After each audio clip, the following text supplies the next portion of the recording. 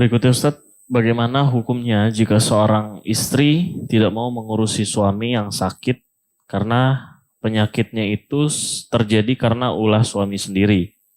Saya sebagai istri sudah menasihati sampai mulut berbusa, tapi suami tidak mau mendengarkan.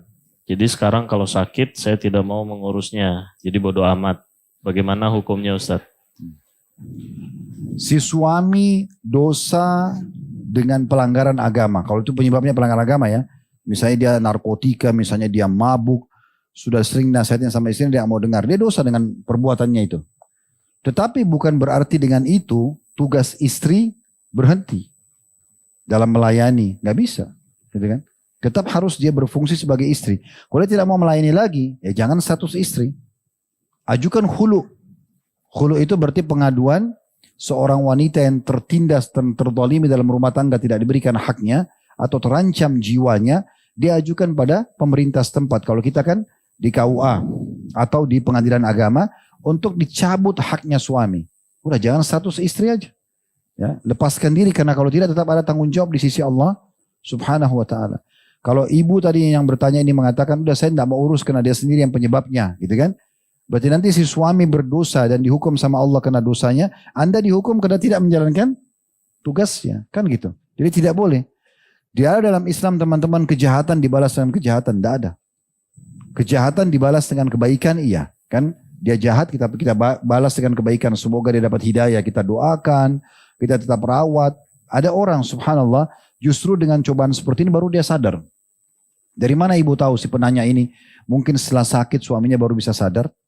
Ya, banyak orang begitu. Ada orang subhanallah dinasihatin pas dia baru terjerumus dalam dosa, dia langsung sadar. Ada orang tidak, memang ditabrak dulu, memang terjadi bangkrut usahanya dulu, baru dia sadar. Ada orang begitu.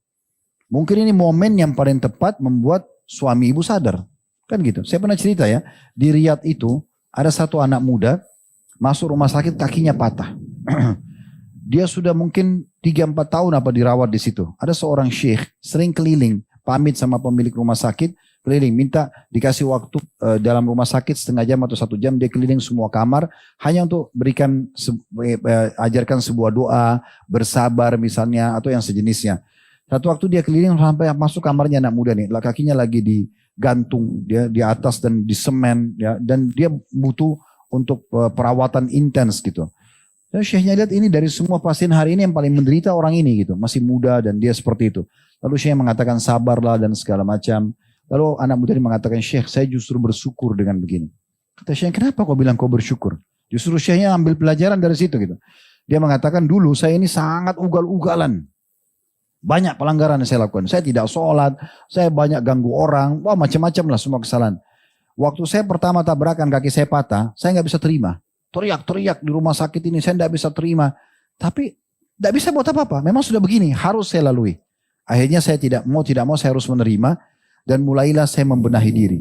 Mulai saya putar di TV ceramah-ceramah, mulai saya dengarkan, lalu saya mulai sadar ternyata mungkin ini peringatan dari Allah, saya mulai sholat. Dan perlu Anda tahu Syekh, selama berapa tahun saya disakit seperti ini saya dirawat, saya sudah hafal 30 juz Al-Quran.